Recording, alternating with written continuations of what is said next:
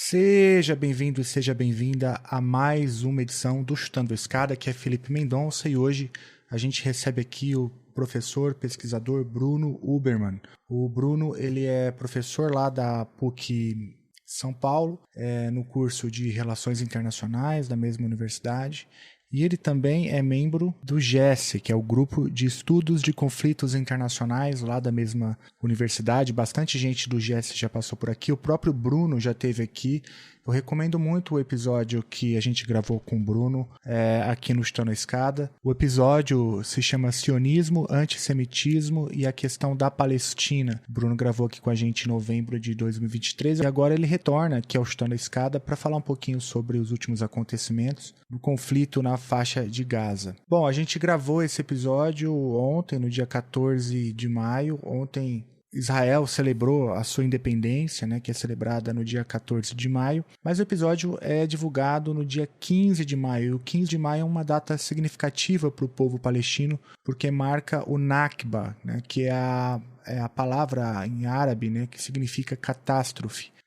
A Nakba, portanto, se refere à expulsão em massa e à fuga de centenas de milhares de palestinos de suas terras durante a Guerra Árabe-Israelense, que começou em 1948 e que levou à criação do Estado de Israel. Para o povo palestino, o Nakba representa, portanto, um grande trauma histórico profundo, né, que infelizmente dura até hoje, que marca ali o início, né, de uma perda de terras, de casas, meios de subsistência, enfim, o que gerou, né, uma diáspora de milhares de pessoas.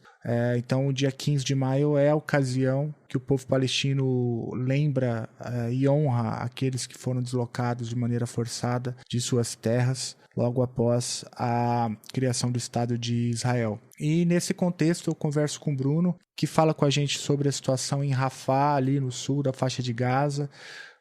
Os acampamentos de refugiados têm sido pressionados pelo exército de Israel. Mais de 400 mil pessoas tiveram que sair de Rafah nas últimas horas. A comunidade internacional vê com muita apreensão o que está acontecendo ali. Não há mais como fugir, né? O Egito acusa Israel de não liberar as fronteiras, ao mesmo tempo há ali um jogo de empurra entre Egito e Israel. O Bruno explica para a gente um pouquinho sobre isso.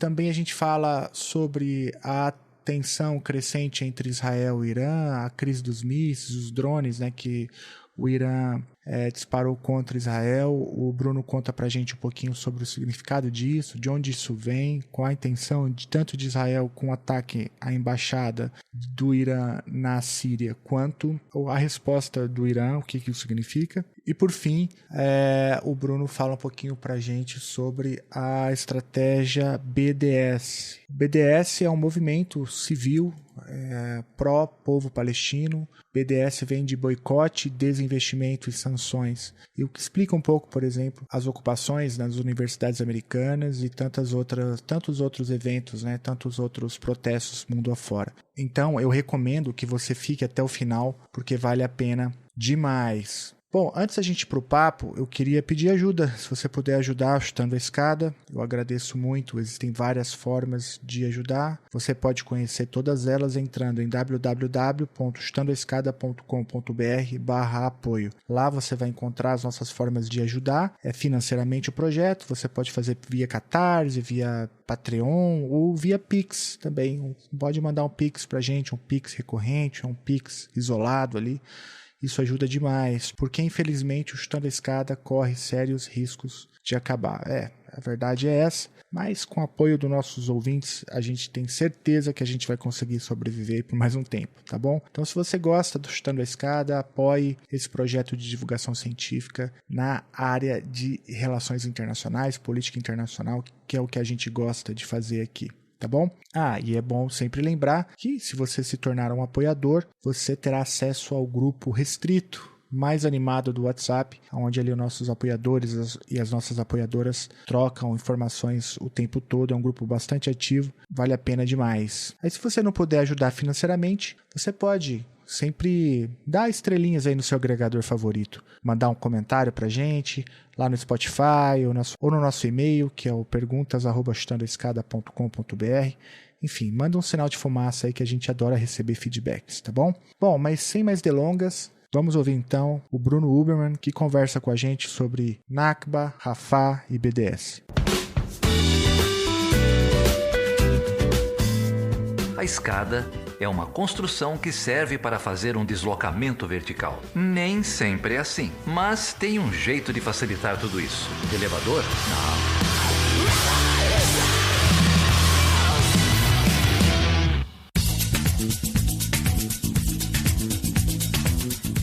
Bruno Huberman, muito bom ter você aqui de novo, o Chutando da Escada, já é a segunda vez.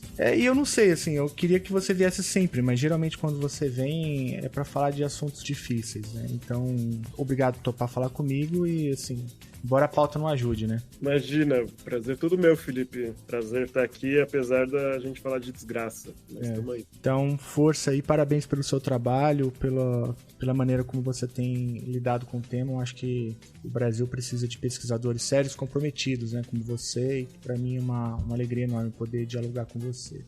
Bom, o ouvinte que chegou aqui, eu queria, antes de mais nada, te recomendar que escute, né, o primeiro episódio que a gente gravou com o Bruno no ano passado, no final do ano passado. E aí a conversa de hoje eu acho que ela pode ser entendida como uma continuação, né, daquela primeira conversa, porque de lá para cá muita coisa aconteceu, né, Bruno? Bom, eu tenho acompanhado pela imprensa, principalmente imprensa nacional, né, e a gente tem visto com muita preocupação a situação em Rafah. O exército de Israel vem descendo, né, rumo à cidade de Rafah, que se tornou um grande campo, né, de refugiados, acampamentos, milhares de pessoas, acho que mais de 1 milhão de pessoas se deslocaram até Rafah, fugindo das bombas e dos tiros do exército de Israel. E de lá para cá houve uma comoção internacional, talvez não na dimensão que a gente gostaria e precisaria, para que Israel não entrasse em Rafah. Até mesmo o próprio governo dos Estados Unidos, se não me engano, Biden, até chegou a condicionar o envio de armas, né, para Israel, vinculado, portanto, com essa possibilidade de uma incursão em Rafah. E de lá para cá é justamente isso que a gente tem visto, né? E as pessoas não têm mais para onde fugir, não tem mais para como se deslocar mais ao sul. Tem uma troca ali de acusações também com o governo do Egito, que Israel diz que Egito que não abre a fronteira, Israel retrucando. Enfim, é uma situação assim, o genocídio virou assim uma palavra comum, né? Infelizmente, naquela situação ali. Eu queria te perguntar então o que está acontecendo ali em Rafah, a importância disso, como que você tem acompanhado essa questão? Então, Felipe, Rafah, para se o ouvinte conseguir pegar o mapa, né, Rafah é a cidade mais ao sul disso que a gente chama faixa de Gaza, né? A faixa de Gaza é composta por alguns... É quase uma conurbação urbana única, né? A faixa de Gaza, que vai desde o extremo norte da faixa de Gaza, com o campo de refugiados de Jabalia, até o extremo sul, que é a cidade de Rafah. Tanto que a cidade de Rafah tem uma parcela palestina e uma parcela egípcia. Né? É uma cidade atravessada pela fronteira e se tornou, né, no final do ano passado, o último refúgio, né, dos palestinos. Porque Israel começou atacando desde o norte, né, desde Jabalia, e foi atacando a cidade de Gaza, Khan Yunis, né, que fica na região central da faixa, digamos assim, e foi indo ao sul. E houve, né, desde outubro, você já tem mobilizações populares no mundo inteiro, né? Mas você mencionou as mobilizações populares, talvez não seja como a gente gostaria, acho que nunca, né, enfim, serão, mas acho que, de alguma forma, do meu entender, Israel não tinha atacado até agora Rafah por causa das mobilizações populares que a gente teve no mundo inteiro, assim, que conseguiram construir uma tensão e um isolamento político importante assim em relação a Israel, né? E que de alguma forma chamou atenção para a situação de Rafah. Eu lembro que desde o final do ano passado já tinham protestos falando todo mundo com os olhos para Rafah, coisa do tipo, né? E como você colocou, né? Rafah se tornou um lugar de refúgio para aproximadamente 1 milhão de palestinos, né? viviam até o início, até outubro, por volta de 2,4 milhões, né, de palestinos ali na faixa de Gaza. Estima-se por volta de talvez entre 40 e 50 mil mortos, né, somando aqueles oficialmente mortos e aqueles que estão debaixo dos escombros, né? Estima-se por volta de 20 mil pessoas debaixo dos escombros atualmente, né, quando a gente conversa, além de mais de 30 mil oficialmente mortos. E no dia que a gente conversa, né, dia 14 de maio, hoje é o dia que Israel considera o dia da sua independência, né? E no que aqui, dia 15 de maio, é o dia que os palestinos consideram a celebração da Nakba, a sua grande catástrofe. Quando entre 700 e 800 mil palestinos foram expulsos, por volta de 500 vilarejos foram destruídos e 15 mil palestinos foram mortos, entre 48 e 49, entre 47 e 49, na verdade, né? Então, acho que, em primeiro lugar, né, o que a gente vê reafirmar é uma continuação do que a gente vê desde 47 e 48 até hoje, né? Por exemplo, hoje, dia 14 de maio, houve uma marcha, né, liderada pela extrema-direita israelense, no qual alguns ministros do governo de Israel participaram, particularmente o Ben-Gvir, né, que é o ministro da Segurança Nacional, que tem formado uma milícia fascista paramilitar, que vai botar medo na gente por muitos anos, provavelmente, esse esforço que ele tem feito, mas a marcha era a marcha sobre Gaza, se eu não me engano, né? Que está pedindo o retorno da colonização através da construção de assentamentos. Abertamente isso? Abertamente tem pedido isso, né? Eles pedem a demolição e destruição de tudo, expulsão de todos, e a reconstrução dos assentamentos, né? O que a extrema-direita normalmente aceita, e o que a gente tem ouvido aqui e ali e tudo mais, né, algumas dicas, é que o objetivo deles é o que eles chamam de afinar a população de Gaza, né? Como assim? Transformar a população de Gaza num tamanho administrável. Né?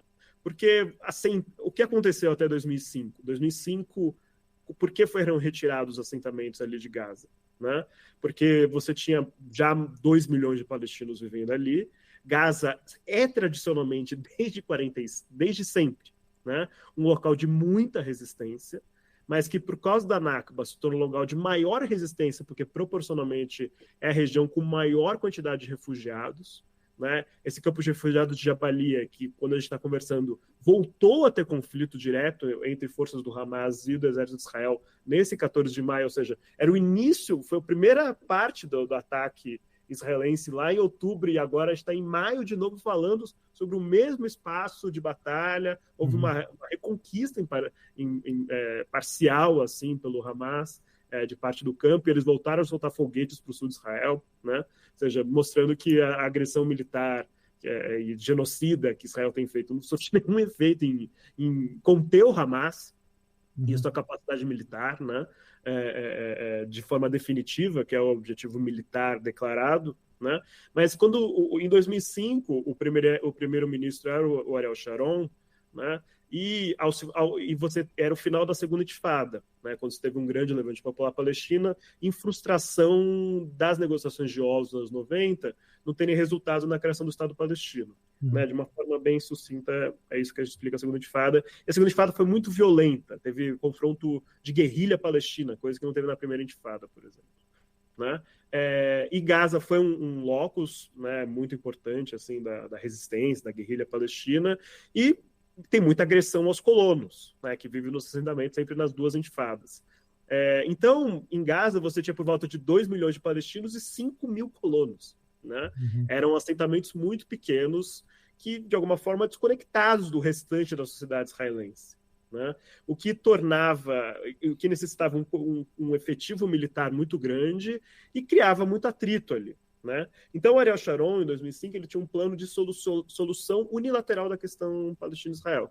Vamos retirar os assentamentos de alguns locais, né? E vamos falar, acabou a ocupação e agora é com os palestinos, né? Vamos construir os muros e tudo mais, e o bloqueio a Gaza era um pouco isso, né? Ou seja, o discurso israelense é que não existe mais ocupação em Gaza, embora eles controlem todo o acesso terrestre, marítimo, aéreo, enfim, todo isso que no episódio com a Isabella Agostinelli vocês já conversaram, né, com uma profundidade.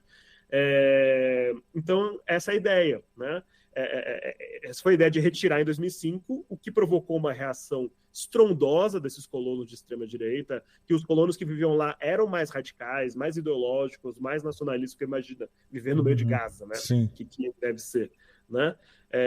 E agora esse mesmo movimento que agora tomou o poder, que está no governo, forma uma coalizão governamental, sempre pressionou pelo retorno da colonização e está vendo isso como uma oportunidade de pressionar o governo israelense a recuperar esse território para o assentamento direto de judeus. Né? E é isso que está acontecendo, né? A mídia israelense critica muito o governo de Israel por não ter um plano para o day after, né? Eu acho que deve ter alguns planos para o day after ali, né? E acho que está em disputa entre parcelas do governo da coalizão governamental israelense, os desejos americanos, os objetivos do Hamas, dos egípcios, dos qatarianos, enfim, né? Acho que está toda uma disputa aí para o que vai ser, o que vai acontecer com Gaza. Né? Os americanos querem que a autoridade palestina se estabeleça ali e isso seja um novo momento para restabelecer as negociações diplomáticas, né? O Netanyahu, a gente não sabe muito bem qual é a posição política dele, o objetivo dele, mas o objetivo dessa extrema-direita que está, claro, pressionar a sociedade israelense e o governo, né, a retomar essa colonização direta. E, para isso, você precisa expulsar os palestinos de Gaza. Né? Enfim, você não vai matar 2 milhões de pessoas. Né? Não existe a conjuntura. Acho que a gente nunca sabe o limite, porque a gente não chegou no limite ainda, né? Dos Estados Unidos chegar e falar acabou. Né? Os Estados Unidos do nível dos Estados Unidos entrar em guerra contra Israel para conter. Né?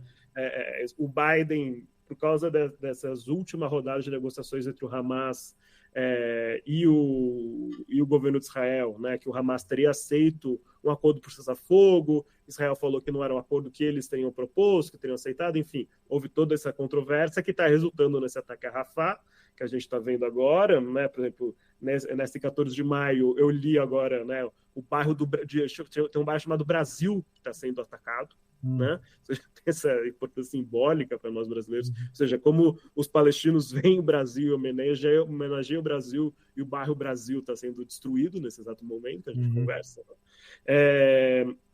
De transformar a população de Gaza administrável, né? Porque, assim, e na Cisjordânia eles criaram uma conjuntura administrável. São muitos palestinos, são 6 milhões de palestinos que vivem ali, 5 milhões mais ou menos, quer dizer, mas é administrável, tem autoridade palestina, existe estabilidade na Cisjordânia.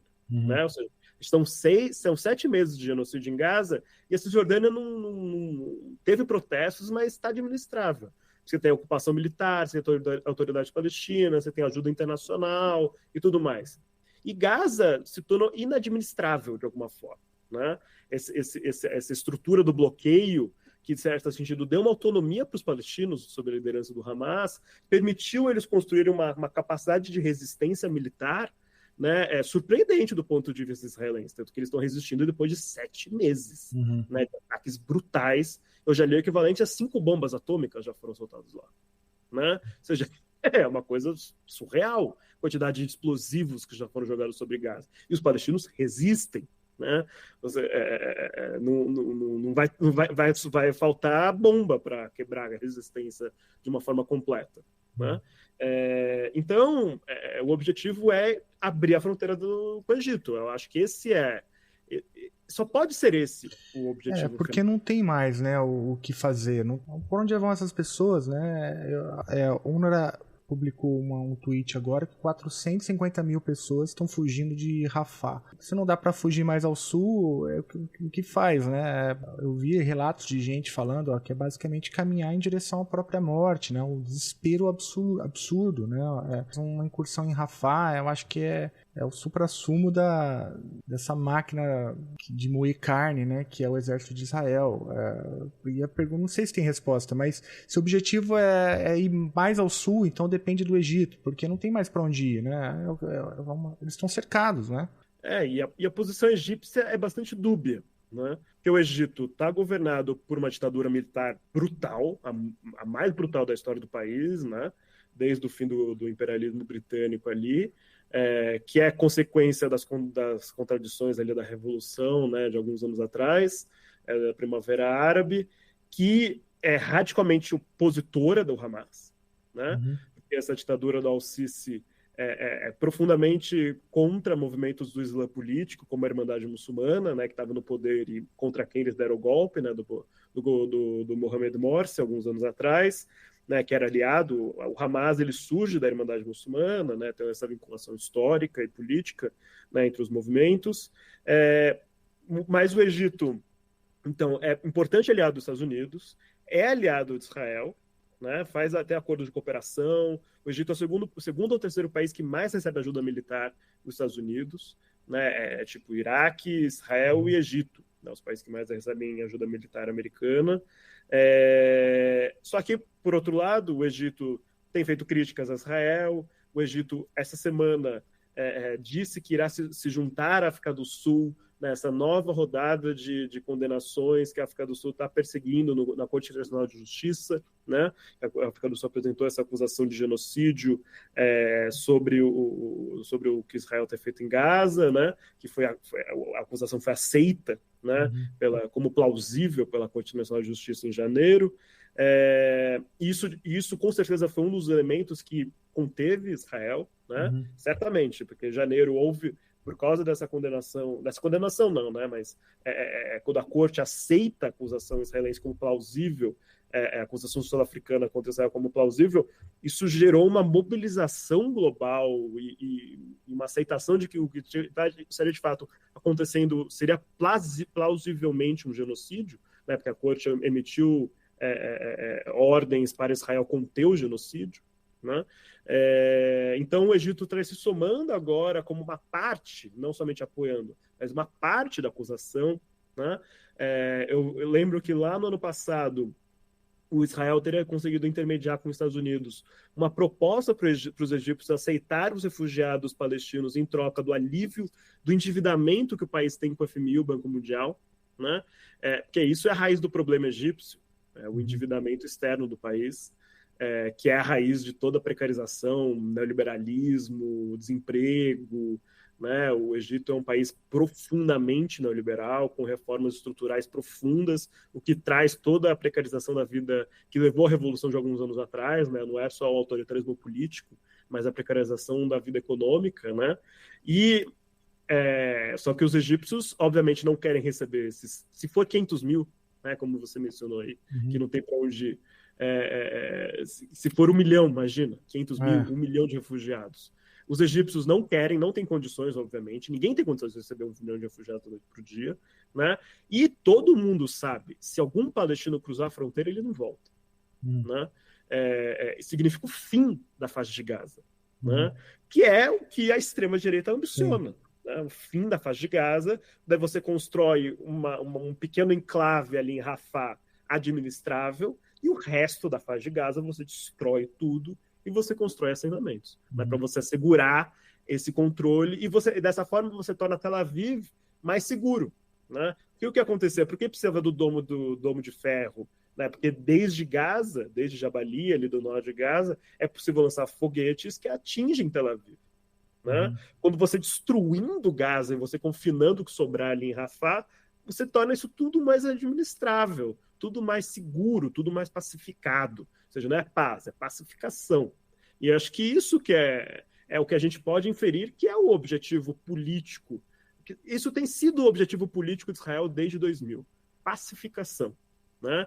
E porque o plano político deles é manter o apartheid. Né? Não existe no establishment israelense, exceção talvez do Meretz, que é o partido da esquerda sionista israelense mais à esquerda, né? Mas no establishment, ou seja, os partidos sionistas, né, os partidos que são ideologicamente defensores do Estado de Israel, né? Porque você tem partidos palestinos e partidos antissionitas comunistas dentro de Israel, mas são partidos muito pequenos.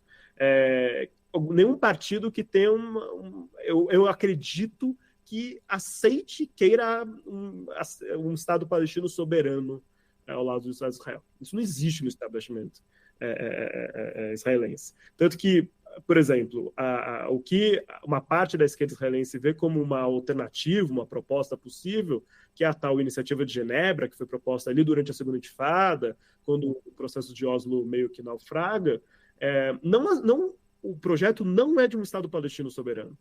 Não é um Estado palestino com forças armadas e assim por diante. Seria uma ocupação da ONU do Estado palestino para assegurar a defesa.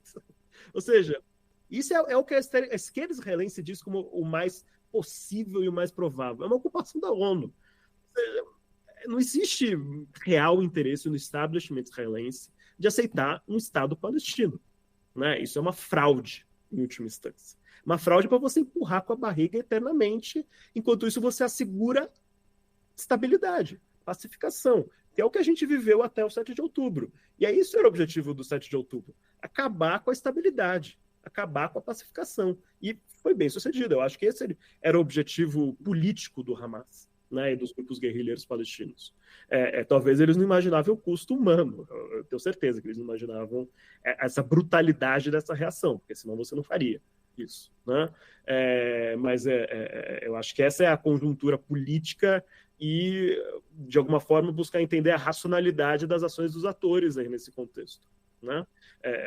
Empurrar o máximo com a barriga e assegurar a estabilização e pacificação e tudo mais. Ô Bruno, eu vou aproveitar esse gancho para te perguntar sobre a racionalidade de um outro ator, né, que é o Irã. A gente acompanhou também os desdobramentos, né, da relação entre os dois países. O capítulo final foi o envio, né, dos drones bomba em direção ao território de Israel por parte do Irã. Foi o primeiro ataque direto, né, ao território de Israel feito pelo Irã. Mas antes disso, se não me engano, no início de abril, 1º de abril, Israel que bombardeou a embaixada do Irã na Síria, né, matando lá 3 ou 4 comandantes da Guarda Revolucionária Iraniana, e aí depois o Irã vem ensaiando, né, uma retaliação, comunicou inclusive os Estados Unidos, comunicou, se não me engano, a própria ONU que tinha o direito de revidar, comunica os Estados Unidos de que faria uma resposta contida ao ataque de Israel,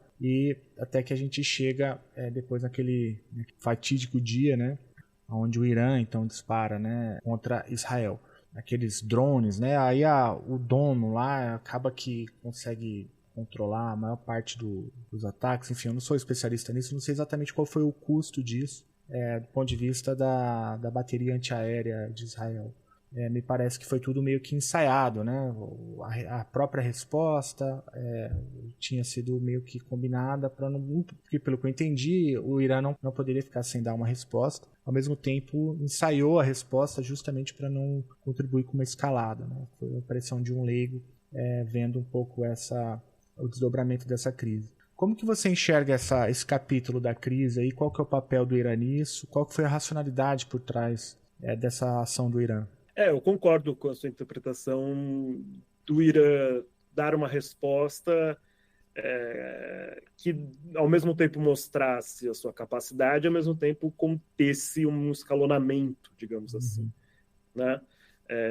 Porque o Irã se tornou o grande opositor, de alguma forma, do imperialismo americano desde 79, né? Porque 79 a gente está falando do Egito, 79 é um ano muito marcante para o Oriente Médio. Por um lado, você tem o acordo de paz entre Israel e o Egito, que desmantelou de uma forma definitiva o movimento do nacionalismo árabe, que até então era um movimento político opositor ao imperialismo americano na região, né? Que de alguma forma limitava os interesses políticos americanos e criava limitações ao acesso americano a, principalmente, o petróleo, né? E Israel se revelou um parceiro fundamental para derrotar o nacionalismo árabe, e derrotou, né? Embora o nacionalismo árabe tenha sobrevivido de uma forma, né, bastante fraca, enfim, existem ainda reminiscências, que é o que constitui o eixo da resistência, de alguma forma, né? Mas o que a gente vê é que esse ímpeto anti-imperialista dos povos da região, ele passou a ser movido não por um movimento nacionalista secular de orientação socialista, estatizante e tudo mais após a queda da Guerra Fria, o fim da Guerra Fria, a queda da União Soviética, e o crescimento de movimentos políticos de orientação islâmica, né? Ou seja, como o Islã político ressurge ali nos anos 70, e vários movimentos do Islã político vão ressurgir, e a Revolução Iraniana, que vai ser capitaneada depois, no segundo momento, pelo movimento islâmico, né? E até hoje você tem um governo islâmico no país, mas de alguma forma é uma continuação desse movimento nacionalista, que era secular, se tornou religioso, mas que tem no centro uma característica anti-imperialista, né? A gente pode apontar várias contradições e problemas desse movimento, né, como um autoritarismo e tudo mais, mas, de alguma forma, é uma continuação desse movimento nacionalista que surge na resistência ao Império Otomano, continua na resistência ao imperialismo britânico e francês, e que tem no colonialismo israelense um antagonista fundamental, né? Tanto que o antecessor... Por que acontece a Revolução Iraniana de 79? Porque os Estados Unidos, junto do Reino Unido, dão um golpe no Mossadegh em 53, se eu não me engano, e o Mossadegh foi o pioneiro na nacionalização e estatização do petróleo em 52, que inspirou o Nasser a fazer a nacionalização do Canal de Suez 2 anos depois, né? Então, ao mesmo tempo, o Mossadegh foi pioneiro no movimento nacionalista, mais desenvolvimentista e tudo mais, né?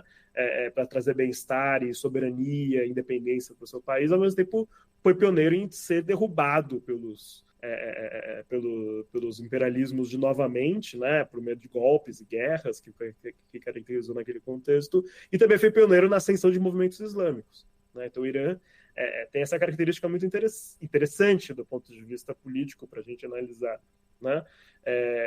E desde a Revolução os Estados Unidos têm buscado enfrentar o Irã de toda forma, né? Quem vai ser o primeiro inimigo do Irã? O Saddam Hussein, que até então era o grande inimigo dos Estados Unidos, que vai ter a guerra Irã-Iraque, né, que vai durar de 80 a 89, que morre mais de 1 milhão de pessoas na guerra Irã-Iraque. É um morticínio que não tem vencedor, né? A guerra, e não é por razão... como se busca explicar de um ponto de vista orientalista, né? Não foi uma guerra por razão étnica, né? Porque ambos os lados você tinha a mesma religião, o mesmo grupo xiita, de ambos os lados e tudo mais, governantes. Então, era uma guerra. O Iraque se tornou um proxy, né, imperialista naquele contexto, e por isso que ele vai fazer depois a guerra, vai fazer a invasão do Kuwait no ano seguinte, 90, né, se achando que está da aliança com os Estados Unidos, e os Estados Unidos puxa, né? Mas só para colocar que isso é o primeiro envolvimento militar oficial do Irã desde o fim da guerra do Irã-Iraque, né? Porque desde o fim dessa guerra, o Irã tem começado a se mobilizar através, né, de alianças, e que a gente pode chamar também dos seus proxies, dos seus aliados que atuam militarmente diretamente em relação aos seus inimigos, que obviamente também, principalmente, é Israel, né? O principal aliado centro, o Hezbollah, que também é um movimento político islâmico que surge na resistência libanesa à ocupação israelense do sul do Líbano, né? Quando Israel ocupa o sul do Líbano nos anos 80, 82, ocupa Beirute, fica ocupando até 2000. É um pedaço da história que muitas vezes a gente esquece, né? Mas Israel ocupou o Líbano por quase 20 anos, né? O sul do Líbano, para destruir a guerrilha palestina que existia ali, o LP, o Arafat e tudo mais. Conseguiu expulsar os palestinos, mas a manutenção da ocupação, né, criou um movimento de resistência político islâmico que agride e é inimigo israelense até hoje. E todos esses grupos foram criando o que a gente chama hoje de eixo da resistência, né? Só que o que é interessante do ponto de vista para a gente compreender essas transformações que acontece hoje em dia é que, né, o Irã é inimigo de Israel, dos Estados Unidos, desde 79. Mas hoje é o momento mais forte do Irã, desde 79. Né? O que o Irã demonstrou essa força nesse contexto. Né? Que é um contexto que o Irã normalizou essas relações políticas com a Arábia Saudita, que era quem movia essa luta contra o Irã, né, nos últimos anos, representando os interesses americanos ao lado de Israel, né? Tinha uma guerra fria, umas disputas que, por exemplo, tinha na guerra do Iêmen um fronte de batalha, né? Os Houthis, aliados dos iranianos, e o governo aliado dos sauditas, junto dos Emirados Árabes, e eles perderam a guerra, né? A Arábia Saudita teve que abrir mão do conflito e os Houthis permaneceram nos territórios conquistados e tudo mais, né? Os Houthis conseguiram fazer uns anos atrás um ataque incrível com drones caseiros contra Aramco, né, o que impactou diretamente na cadeia de petróleos da época, em 2019, né? Ou seja, só trazia problema, e por isso que os sauditas foram fazer esse acordo de normalização mediados pela China. Ou seja, a entrada da China econômica, por enquanto, nas disputas geopolíticas ali do Oriente Médio para a expansão do BRI, né, da chamada Rota da Seda, tem permitido uma crescente autonomia para os países da região. E estou falando autonomia para todos os países, para o Catar, para o próprio Israel, né, para os Emirados Árabes, para a Arábia Saudita. Isso tem feito a aliança com os Estados Unidos se tornar mais custosa, mais cara, né? E também tem a entrada da Rússia, né, por causa da guerra da Síria, e a Rússia se tornou aliada desse eixo da resistência, né? Tem o poder econômico chinês e tem o poder militar russo agora como aliados. Por exemplo, o Putin declarou que se Israel retaliasse de uma forma dura, ele entraria no conflito. Ou seja, isso é uma capacidade de dissuasão, né? Incrível que esses atores conseguiram obter na última década, né? Se a gente olhasse para 2011, pré-revolução, a Primavera Árabe, eu não falaria nada disso. Mas as transformações que aconteceram em 10 anos, né, a entrada da Rússia e da China no Oriente Médio, a hegemonia americana até o Primavera Árabe estava praticamente em conteste, né? Teve as guerras imperialistas ali do Iraque, do Afeganistão, Estados Unidos assegurando essa hegemonia completa, e a Primavera Árabe abre, né, um episódio histórico aí que gera transformações, que gera mudanças importantes aí no tensionamento político da região, como, né, o grande envolvimento do Irã na Síria, né, e no Iraque também, né? O Iraque também é um país com grande poder no qual o Irã projeta, né? Ou seja, em vez de crescer, os anos de 2010 para cá foi de mudança na balança de poder, né? E com esse isolamento político, diplomático, internacional de Israel, por causa do genocídio em Gaza, particularmente no norte global, que sempre foi onde ele repousou o seu poder, né? E de protestos populares e grupos mais de esquerda, partidos mais de esquerda buscando se aproximar dos palestinos, e mobilizações populares, agora esses acampamentos estudantis que pedem boicote, desinvestimentos e sanções. Enfim, Israel estava talvez começando a ver o abismo, né, na frente dele. E eu acho que o ataque ao Irã, né, através desse ataque à embaixada iraniana em Damasco, buscava reorganizar esse arco de alianças em torno de Israel e conseguiu, de alguma forma, parcialmente reorganizar, né? Era um momento de crise muito grande na relação entre o Biden e Israel, e isso foi restabelecido, né? Naquela ação de defesa, os ataques, né, são mais de 300 drones que o Irã utilizou.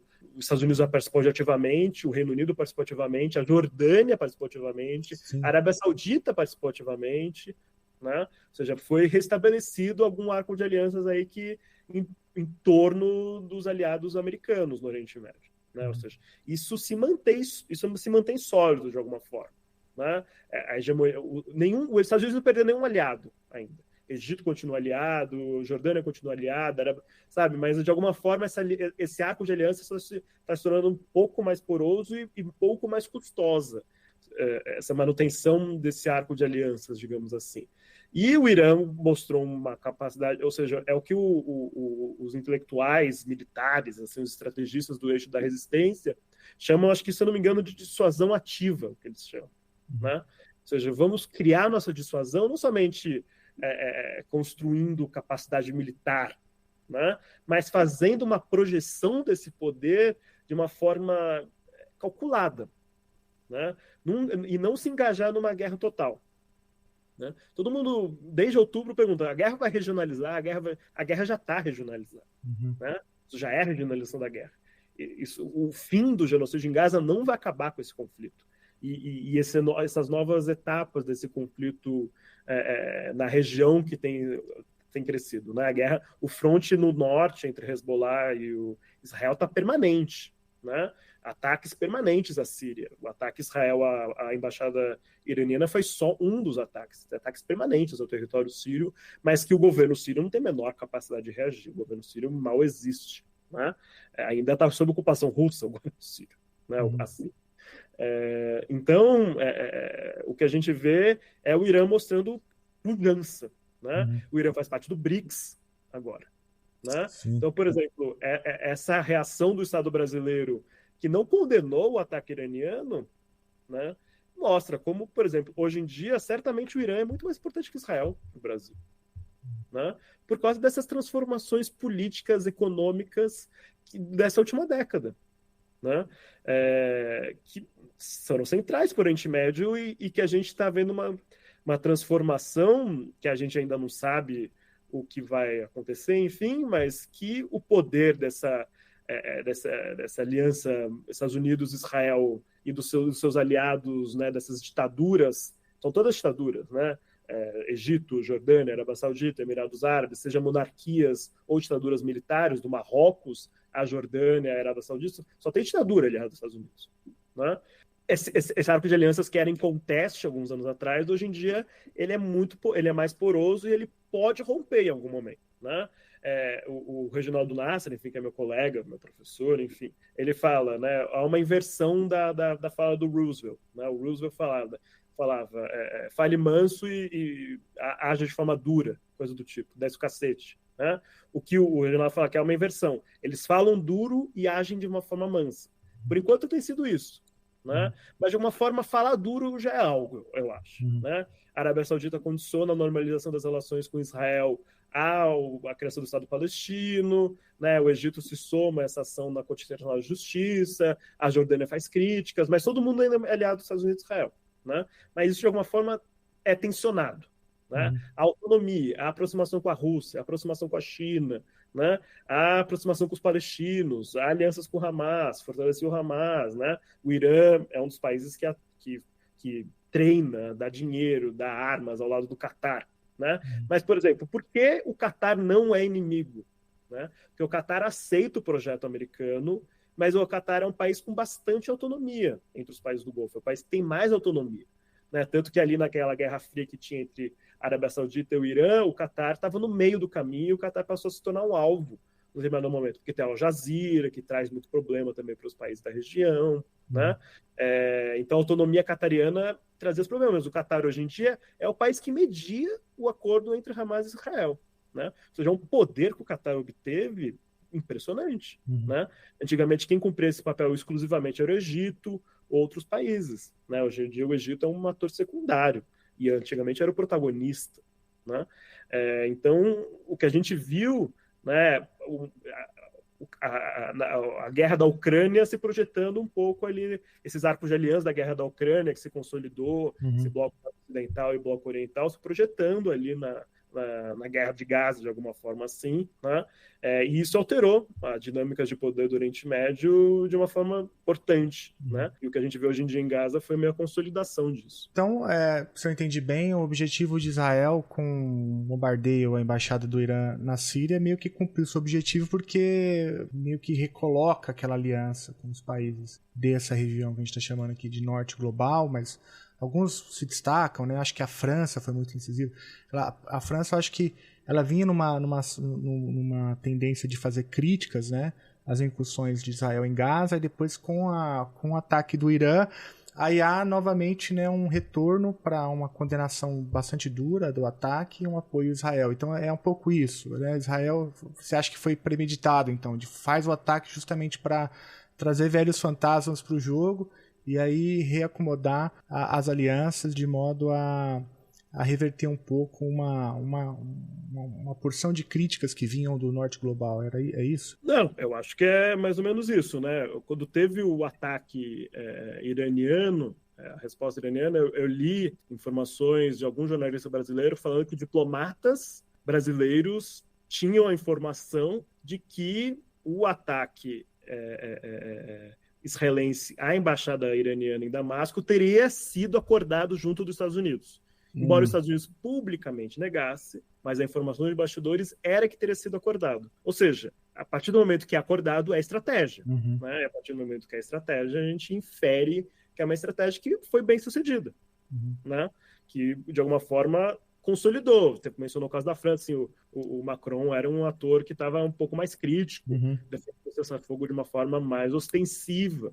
Né? Você tem o primeiro-ministro da Espanha também, que estava mais crítico, né? E de alguma forma essas críticas diretas a Israel cessaram. Né? E o que a gente vê no mundo inteiro é quando está tendo esses acampamentos estudantis no norte global, né? Principalmente, né? Na Europa, nos Estados Unidos e no Canadá, o que a gente vê principalmente é repressão aos acampamentos estudantis.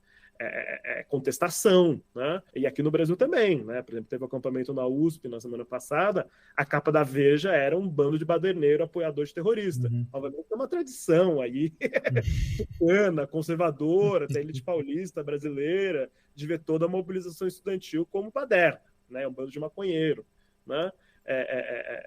Mas talvez se fosse em outra circunstância, né, na qual a imagem de Israel, de algum sentido, estivesse ainda um pouco mais, ou seja, a segurança de Israel não tivesse tão, de alguma forma, como a gente pode colocar, tão vulnerável como foi colocado, né? Porque Israel mostrou vulnerabilidade, né? Porque os mísseis, os drones chegaram lá e supostamente atingiram o alvo, que era o campo aéreo de onde teria saído os caças israelenses que atacaram a embaixada iraniana na Síria. Né? Ou seja, e foi toda uma estratégia, né, de você minar a capacidade de defesa de Israel de uma forma mísseis que vêm depois atingirem o alvo. Né? O Irã fala que foi bem sucedido, o Israel fala que foi bem sucedido pro lado deles. Né? Ou seja, talvez ninguém saiu muito perdendo nesse jogo aí, do meu ponto de vista. Né? O que houve foi um escalonamento aí da agressividade de ambos os lados. Né? Essa é que a gente chama de guerra de atrito, né? Conflito de atrito. Os atritos cresceram, né? Mas ao mesmo tempo a racionalidade dos atores, a gente está falando de racionalidade, né? Permitiu, a dissuasão funcionou. Né? Ambos os lados conseguiram mostrar a dissuasão, né? Dentro daquela lógica, né? De evitar um escalonamento de uma guerra mais total. Né? Porque Israel tem a bomba, né? A gente sabe disso, e o Irã pode estar se aproximando da bomba, né? Da bomba atômica, quando a gente fala a bomba. Né? Porque a gente não sabe verdadeiramente o grau de desenvolvimento do projeto atômico iraniano desde que os Estados Unidos, sob o Trump, interrompeu o acordo de cooperação e fiscalização do projeto atômico iraniano, de enriquecimento de urânio e assim por diante. Se os iranianos forem racionais, eles estão desenvolvendo a bomba. Eles têm que desenvolver a bomba. Porque se eles não desenvolverem a bomba, eles vão ser destruídos em algum momento. Né? Os Estados Unidos e Israel vão perseguir isso a todo custo. A partir do momento que o Irã demonstrar que eles têm a bomba, eles vão viver uma vida mais sossegada. Né? É a lógica da dissuasão atômica, que é uma lógica, enfim, das relações internacionais profundamente nefasta, para dizer o mínimo, né? Mas é a lógica, né? É como as relações internacionais operam. Né? Então, aqui Índia e Paquistão estão, de alguma forma, pacificados, Coreia do Sul, Coreia do Norte, né? Enfim, a dissuasão atômica funciona, né? Até o momento das relações internacionais, mas é um risco muito grande para a humanidade. Né? A humanidade se aproxima do fim, do seu fim. Além da crise ecológica, tem a crise atômica, né? E o som da humanidade. É interessante você colocar isso. Né? Não é porque a gente torce para que o Irã tenha a bomba, mas é porque as regras do jogo impõem, né, a necessidade do Irã de ter a bomba. Né? Então, provavelmente, o projeto iraniano, se eu tivesse que apostar, ele está em pleno vapor. Né? Pleno vapor. Provavelmente. Olha, um outro capítulo interessante nessa história, triste história, né, que acontece na faixa de Gaza, foi uma vitória, né, da diplomacia palestina no âmbito da Assembleia Geral da ONU, que aprovou, né, uma resolução simbólica. Né, ela, obviamente, vai ser depois vetada no Conselho de Segurança, mas que aprovou ali uma resolução que aponta ali na direção, né, cria um caminho para que a Palestina se torne, de fato, um país membro da organização. Como eu disse, depois teve aquela papagaiada, né, do diplomata de Israel com um triturador de papel, né, triturando ali a carta, enfim, aquela situação meio teatral ali. Mas o que eu acho que é importante nisso é a quantidade expressiva de votos favoráveis, né, que Israel que a Palestina conseguiu naquela discussão. Foram 143 votos a favor, 9 contra e 25 abstenções. O Brasil votou a favor, né? E quem vota contra é o próprio Israel, os Estados Unidos, a Argentina, a República Tcheca, a Hungria, Micronésia, Nauru, Palau e Papua Nova Guiné. Mas o importante mesmo é Israel, Estados Unidos, Argentina, pra gente aqui, né? Já a diplomacia do Milei aí, deixando também já o seu legado aí no histórico de votação da Argentina na ONU. Mas eu queria te perguntar um pouco sobre isso, se isso é como que você enxerga isso? Isso pode ser considerado como uma vitória simbólica, né? Se isso representa aí uma mudança de ventos, se isso pode ser considerado como uma resposta da comunidade internacional que vem acontecendo na faixa de Gaza, ou se não dá para esperar muita coisa disso aí. Os palestinos, desde sempre, levam a ONU a sério. Né? Tanto que lá nos anos 40, quando foi criada a comissão da ONU para decidir a partilha da Palestina, os palestinos levaram a comissão a sério. Se reuniram com ela, né, e foram contrários à decisão de partilha. Não era uma comissão para definir a partilha, mas para definir uma solução da questão Palestina-Israel a partir de um pedido britânico que era o mandatário. Né? Lembrando, a ONU foi criada como responsável pelo mandato britânico da Palestina. A ONU era responsável. Por isso que a questão foi levada à ONU em 1947. Né? Porque era uma herança da Liga das Nações, que era somente uma formalização no direito internacional das relações coloniais ali, tal qual foi estabelecida ali após a Primeira Guerra Mundial, e a ONU herdou isso. E desde sempre os palestinos levam a ONU a sério. Né? Buscam, né, ter voz, buscam ser representados lá nos anos 60, 70, o chamado Bloco Afroasiático, né, que de alguma forma mobilizou uma descolonização da ONU, né, representou de várias formas os interesses palestinos. Por exemplo, em 75 teve a famosa resolução que entendeu o sionismo como uma forma de racismo. Teve várias resoluções anteriores que aproximava Israel da África do Sul do apartheid. Ou seja, a ONU tem resoluções que entendem, né, existem relatórios da ONU que entendem o contexto atual palestino como um contexto de apartheid. Os palestinos, a Autoridade Palestina, a OLP, a Organização para a Liberação da Palestina, tem perseguido esse reconhecimento, né, como um Estado na ONU há muitos anos, né, isso é algo que vem dos anos 2000. O Brasil teve uma importância muito grande nisso ali em 2010, quando o Lula, 2-3 dias antes de terminar seu mandato em 2010, reconhece a Palestina. Isso gera uma onda de reconhecimentos na América Latina, e que essa onda de reconhecimentos foi praticamente completa nesses últimos tempos. O México, que era um dos únicos que não reconhecia, reconheceu. A Colômbia reconheceu. Agora Barbados, se eu não me engano, também reconheceu. A Jamaica. Ou seja, países muito pequenos e um pouco menos relevantes aqui da América Central e Caribe também reconheceram. Né? Então a ONU, enfim, é importante porque constitui, de alguma forma, uma normatividade do que é legítimo, né, e do que é correto, de alguma forma, os atores agirem. Né? Tanto que esse arco mostra, né, o mundo inteiro reconhecendo, inclusive aliados europeus, né? Ou seja, a Europa faz esse jogo, né? Ou seja, tem uma ação mais pró-Palestina, embora no simbólico pró-Palestina, mas no material pró-Israel, né? E mostrando como os aliados em contexto de Israel os fascistas, né? Milei e Orbán, né? Grandes aliados, além do camarada Biden, né? Mas, enfim, o camarada Biden já é um pouco outra história. Então, acho que isso importa porque mostra um pouco, revela um pouco um jogo da geopolítica aí, como opera, e mostra a solidariedade simbólica e como a questão palestina importa de alguma forma para as relações internacionais e tudo mais. Mas eu estou falando tudo isso para dizer que, em última instância, não importa. Né? Porque é isso, uma decisão um pouco mais... a decisão do Conselho de Segurança, que seria uma decisão que de fato reconheceria a Palestina como Estado-membro e daria alguns direitos para a Palestina poder, por exemplo, a Palestina diretamente poder recorrer à Corte Internacional de Justiça, por exemplo, precisar da África do Sul representá-la, né? Ou seja, a Palestina ser um ator das relações internacionais pleno, né? Coisa que não é, porque não é um Estado, porque não é, né? Não é nem de jure nem de facto. Né? E seria de júri sem ser de facto, é isso que aconteceria. Né? Isso daria mais poder, certamente, para a autoridade palestina e a OLP, que seria representada ali, né?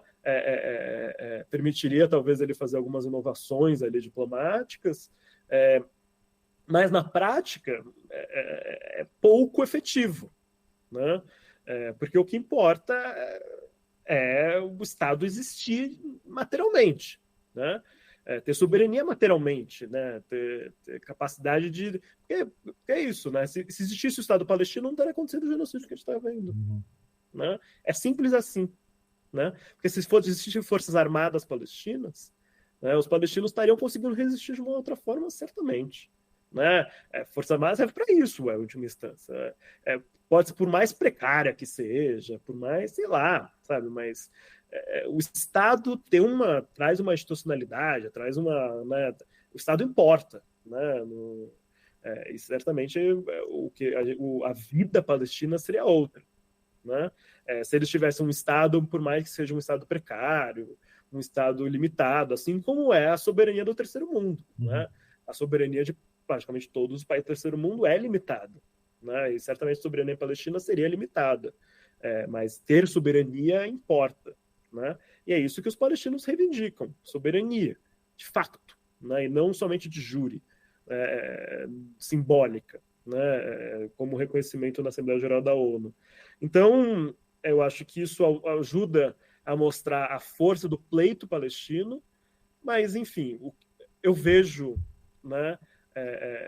Por exemplo, pensando na posição dos Estados Unidos, que é o que importa, né? Porque os Estados Unidos, porque é o que importa, porque é os Estados Unidos que vai vetar, e a justificativa é: o Estado palestino tem que ser criado por negociação diplomática direta entre Israel e os palestinos, sob mediação dos Estados Unidos. Essa é a justificativa. Mas eu vejo os acampamentos estudantis tendo um poder muito maior de pressionar os Estados Unidos a agir em favor dos palestinos do que esse voto na ONU, por exemplo. Né? Então... certamente, e os acampamentos é resultado não da atuação da autoridade palestina e da Organização pela Libertação Palestina, mas da sociedade civil palestina, que é o que tem feito a convocação por boicote e desenvolvimento das sanções desde 2005. Porque é isso que aconteceu desde o fim da Segunda Intifada, que é esse momento histórico que a gente vive de alguma forma. Né? A autoridade palestina passou a buscar reconhecimento na ONU e a sociedade civil palestina passou a buscar BDS. Né? E BDS, do meu ponto de vista, traz muito mais poder para os palestinos do que voto na ONU, né? E assento na ONU. Ambos contribuem, né? Certamente, mas eu vejo o BDS como uma estratégia que tem sido avançada de uma forma independente por atores da sociedade civil palestina, sem o apoio da autoridade palestina, porque se a autoridade palestina passa a apoiar o BDS, ela vai sofrer algumas sanções ali dos Estados Unidos, Israel, né? Porque a autoridade palestina é refém de Israel. Por exemplo, os impostos recolhidos, né? A autoridade palestina não tem capacidade de fisco de recolher imposto. Quem recolhe imposto é Israel. Israel transfere o dinheiro dos impostos para a autoridade palestina. Se a autoridade palestina passa a apoiar a BDS, qualquer coisinha que a autoridade palestina pisa fora da linha, Israel vai lá e segura os impostos palestinos. Ou seja, isso é colonialismo, né? Isso é uma forma de controle colonial muito óbvia, né? Então, se a autoridade palestina age de uma forma anticolonial verdadeira, né, eles vão ser destruídos. E eles lutam pela sua sobrevivência dentro dessa estrutura colonial, né? Por isso que a sociedade civil palestina fala que a autoridade palestina são lacaios, né? Agem em nome dos interesses israelenses, né? E por isso que buscam superar, suceder e fazer uma revolução interna de alguma forma. Existe um movimento político interno palestino nesse sentido, né? Eu acho que isso certamente é central, que essa autoridade palestina não trará a libertação palestina verdadeiramente, né? Pode trazer uma libertação, um Estado limitado. Isso eles são capazes, né? Mas que não vai resolver a questão palestina. Porque vai ser criado o Estado palestino e daqui a alguns anos o conflito vai permanecer e a gente vai falar por que há conflito se há Estado? Porque a construção do Estado não resolve. Para o ouvinte que não entendeu, o BDS é boicote, desinvestimento e sanções, que é o nome, né? A sigla que dá nome ao movimento palestino, que tem ganhado tração aí no mundo, especialmente agora nos Estados Unidos, né? Com a ocupação das universidades. Você está ouvindo Chutando a Escada, um podcast de política internacional e divulgação científica em relações internacionais. Para apoiar este projeto, acesse chutandoaescada.com.br/apoio.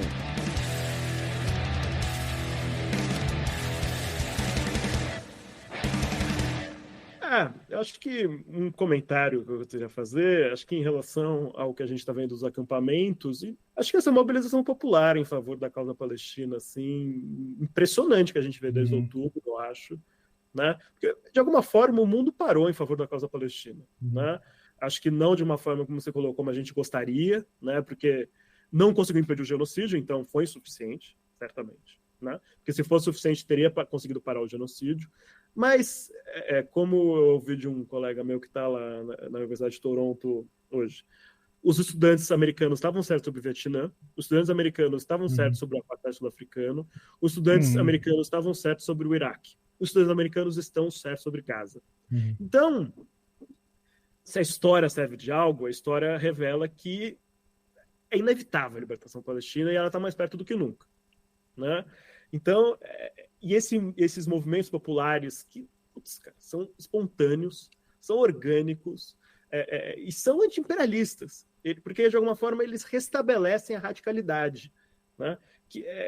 Por exemplo, falando aqui do ambiente universitário, né? Uma das pautas do BDS, dos acampamentos estudantis, é fim das relações acadêmicas, né? E nós aqui universitários, você pode até, se tiver alguma experiência nesse sentido, por favor, compartilhe, né? Vão ter muitos professores bem intencionados, vão falar, putz, cara, mas boicotar uma instituição, isso é contra o conhecimento, nas instituições israelenses tem muita gente a favor da paz, a favor do Estado palestino, tem palestinos, na verdade, israelenses, né? Isso tudo é verdade, né? Mas o Fanon, o que é o Condenados da Terra? O Fanon, ele escreve o Condenados da Terra, né? Buscando estabelecer a necessidade de uma descolonização radical, né, que envolve, de alguma forma, um confrontamento direto com a estrutura colonial para você promover uma libertação verdadeira, né? Que ali nos anos 50 e 60 ele já estava vendo as descolonizações sendo limitadas e a independência dos povos do terceiro mundo sendo limitadas por descolonizações parciais, por diversas contradições que ele vai lá e vai analisar no Condenados da Terra, né?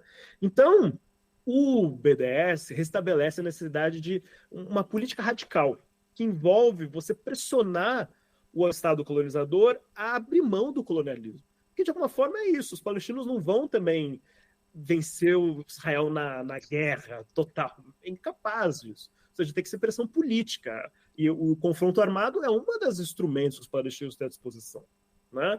A ONU é um instrumento.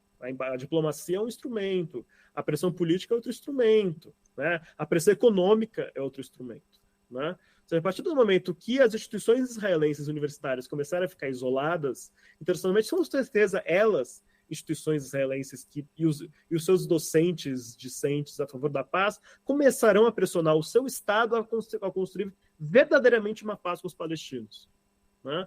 E um ponto central para isso, né? Todas as universidades israelenses são cúmplices do apartheid, do genocídio. Todas, né? O que quer dizer cúmplices? Todas auxiliam no desenvolvimento de tecnologia militar. Todas, né? E todas, de alguma forma, auxiliam no treinamento militar, né? Um caso que eu conheço de uma forma um pouco mais próxima, né? A Universidade Hebraica de Jerusalém, porque eu estudo Jerusalém e tudo mais, né? Existe a estratégia de contra-insurgência. Contra-insurgência envolve você conhecer o seu inimigo, a língua do inimigo, o modo de vida, de alguma forma, você construir uma tática de manipulação social, engenharia social, moldada à cultura do inimigo, envolve você conversar, envolve você construir alianças, né? Envolve a antropologia linguística, né? Por exemplo, a universidade que eu estudei em Londres, quando eu fiz meu sanduíche, é a School of Oriental and African Studies, que tem departamentos de antropologia e linguística fantásticos até hoje, porque foi criado pelo Reino Unido na época do imperialismo sobre a África e a Ásia, por isso que é a School of Oriental and African Studies, né, para construir a boa colonização. Né? E na Universidade Hebraica de Jerusalém existe o Departamento de Estudos Árabes. Né? E os militares israelenses vão estudar no Departamento de Estudos Árabes, né? Para aprender árabe, para aprender com os antropólogos israelenses sobre o modo de vida palestino, como os palestinos se portam, os seus valores culturais. Antropologia é um conhecimento criado pelo colonialismo, né? Uma área do conhecimento. Então, isso em Israel é ativamente instrumentalizado. Não é instrumentalizado, é instrumento colonial direto. Uhum. Não é que existe por si própria e vê um Estado nefasto e instrumentaliza bons... Não, é criado para isso, existe por causa disso. Né? Porque todas as estruturas do Estado de Israel são constituídas para permitir o avanço do colonialismo. Né? Porque Israel é um colonialismo muito recente, no qual o Estado é criado para sustentar o colonialismo. Não houve um mínimo de descolonização. Aqui no Brasil a gente pode falar, putz, a USP ainda tem um aspecto colonial, os antropólogos, a linguística, não sei o que lá. Mas o Brasil, por ser um colonialismo mais tardio, né, mais antigo, passou por processos contraditórios de descolonização, que a gente aponta, aqui ainda é uma reminiscência, aqui ainda há características, a importância, que a gente precisa debater esse processo e tudo mais. Né? Mas houve um descolamento das estruturas sociais e do Estado, de alguma forma. Né?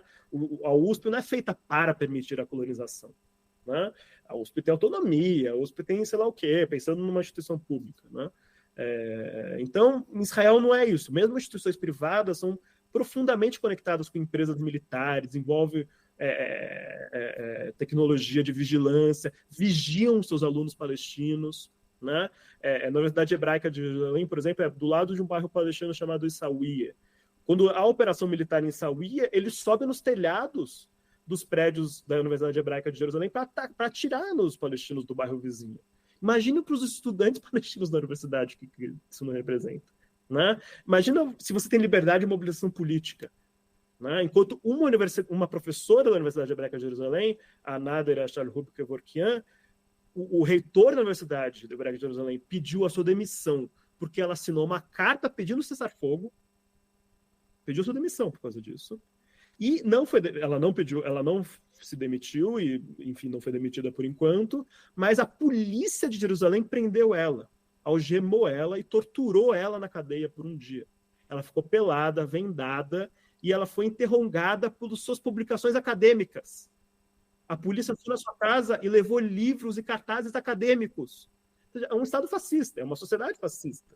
Né? E essa fascistização está se radicalizando.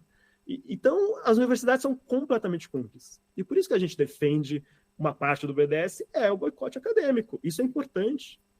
Né? Porque isso ajuda a pressionar. Né? Inclusive aqueles que lá são a favor da paz, de fato pressionem a favor da paz. Né? Porque a pressão até agora está sendo completamente ineficiente, a pressão interna, mas que tem uma pressão interna na sociedade israelense a favor da paz. Ou seja, o isolamento auxilia no processo pela paz e não interrompe o processo pela paz. Esse é o argumento, né, de um ponto de vista de anticolonial, e não do ponto de vista de solidariedade liberal, do internacionalismo liberal, que é outra coisa, que é o processo de Oslo, negociações, diplomacia e tudo mais. São duas estratégias distintas. Né? Depende de você escolher qual você quer optar.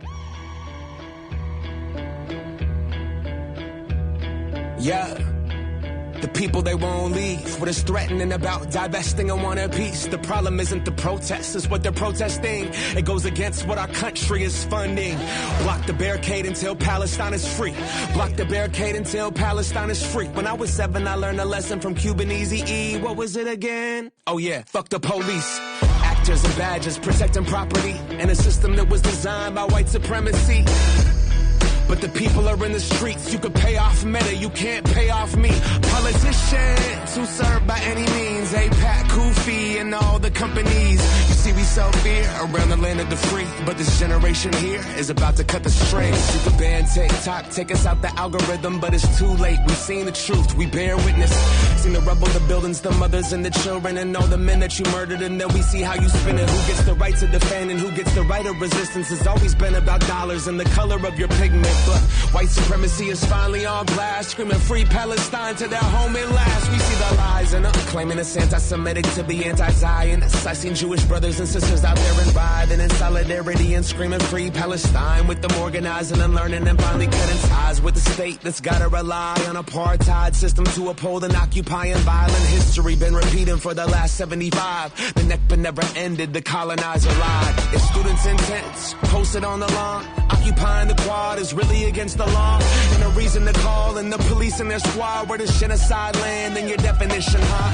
Destroying every college in Gaza and every mosque, pushing everyone into Rafah and dropping bombs. The blood is on your hands, Biden, we can see it all. And fuck no, I'm not voting for you in the fall. Undecided, you can't twist the truth, the people out here united. Never be defeated when freedom's on the horizon. Yet the music industry's quiet, complicit in their platform of silence. What happened to the artist? What you gotta say? If I was on a label, you could drop me today. I'll be fine with it, cause the heart fed my page. I want a ceasefire, fuck a response from Drake.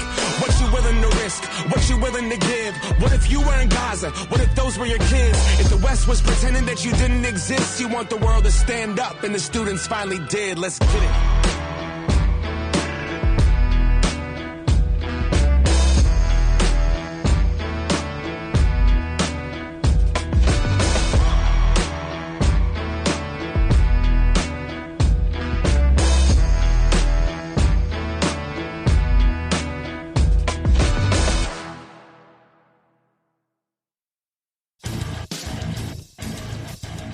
Você acabou de ouvir mais um episódio do Chutando a Escada. Para apoiar, acesse chutandoaescada.com.br/apoio.